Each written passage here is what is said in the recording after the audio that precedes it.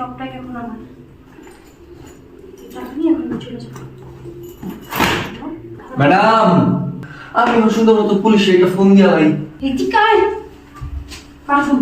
হ্যাঁ কি বলছ তুই? বাবু তখন কারে মানে কি পুলিশে ফোন দিমু? স্যারের মন খাইছি আমি, স্যারের একটু উপকারে আই। তোর আমি টাকা দেবো। শোন, পুলিশের ফোন দেওয়ার দরকার নেই। তোর 1 লাখ টাকা দিতেছে তাই তুই